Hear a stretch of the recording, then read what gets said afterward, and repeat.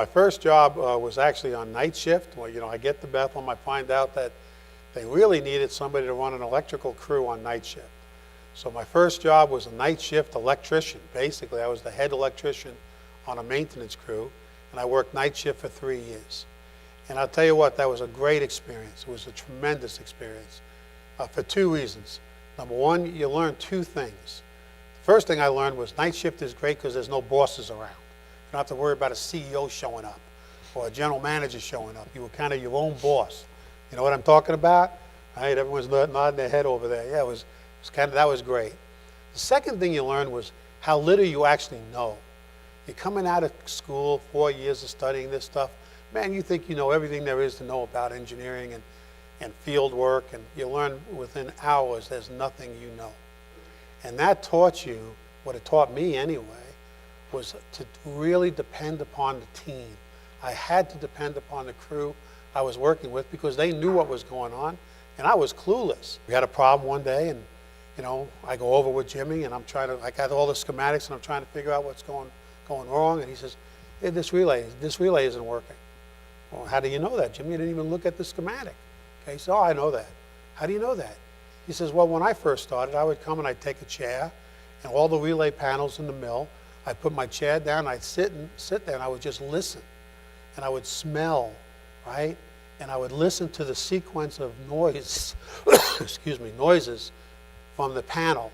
And I realized I'm not hearing a certain sequence now, and this is what's missing. That relay is not closing. Sure enough, we changed the relay and it works. So I learned that never dismiss an idea. Gather all the information you can from all of the sources you can gather it, even if you have some questions about whether or not the idea is going to be a good one, and use all of your senses when you're trying to solve a problem.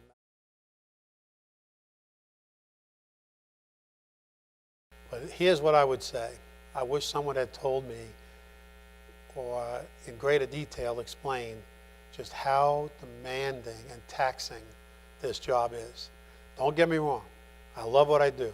I work for the greatest company in the world, okay? And I personally believe that ever existed. I work with the greatest team in the world that ever existed. But it's not a 40-hour week, man.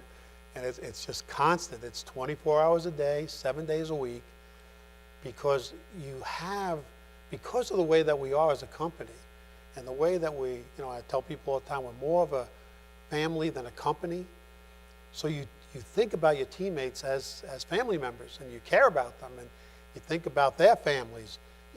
I think all the time, when you do the math, 25,000 teammates roughly, the average family is 4 people, right?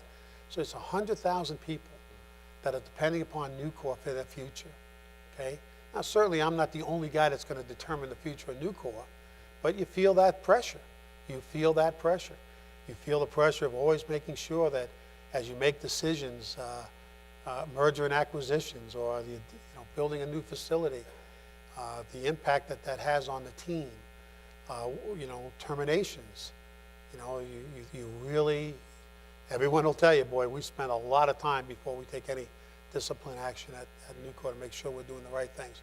So I wish someone had said, perhaps spend a little more time talking about just really how challenging the job can be. I will say this, that the 2 most important, without a doubt, number one, in any level of manager, in leadership, any level of leadership, integrity has got to be number 1. And I always say courage is number 2. Because sometimes it takes a lot of courage to truly do the right thing, particularly when no one's looking, okay? To admit to a mistake or to something that you did that was a problem that might have caused, something as simple as damage to equipment in the middle of the night. Nobody is around. But to truly have complete integrity, it takes a lot of courage. So I would say number 1 is integrity. You got to have it. If the team does not trust you, there's no way they will follow you if they do not trust you. And then courage, because you have to have the courage to be able to step up to the team and every once in a while say, hey guys, I'm really sorry, I thought it was the right thing. I blew that decision. okay? And we've got to go back and redo something. So integrity, courage.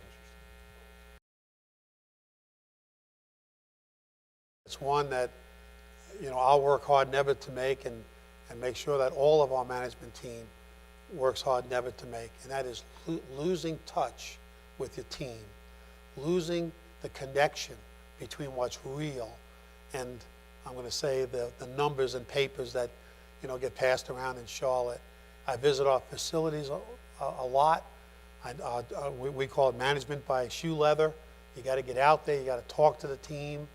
You know, I hold town hall meetings. I was supposed to go to Jewett just a few weeks ago, but we had a general manager change, and I felt that it might have put a little pressure on the new GM if he was on the third day I showed up. Okay, so we scheduled it, but just the last week or the week before, I was in Decatur, Berkeley, and Hickman, and we'd have town hall meetings where I ask everyone to come in the morning, and, you know, I'll speak for 15 to 20 minutes, and then people can ask any questions that they want, and then you walk around the mill, you talk to people, you talk to the management teams, you make sure you always know what's going on the ground level, and you listen. And another thing we do at Nucor that's really great, we call them Nucor forums, where 4 times a year, I think it's 3 now, but 3 or 4 times a year, we bring in one teammate. It used to be one teammate from every division, now we got too many. So one teammate from most of our divisions, and we rotate that. And they spend 2 to 3 days in Charlotte talking amongst themselves as to what they want to tell the executive team as to things they think the executive team can do better. And, you know, it's a little humbling when you're a member of the executive team, but I'll tell you what, it's a great way of keeping in touch with what's really going on and listening to the feedback from, frankly, the people who know best what's going on in the company, the guys that are there. And I say guys, it's a universal New York term, men and women who are there on the floor doing the job. You know, they know what's going on. They know what direction we're taking, and they know if that direction needs to be altered a little bit. And one thing that's great about Nucor, man, they are not shy about letting you know that, okay? And they come right out and tell you what they think should be done. And these forums have been tremendously helpful in helping the executive team keep in touch with what's going on and making the corrections based upon the feedback they get from your team on the ground. And I see that as the #1 thing. Wherever you are in the leadership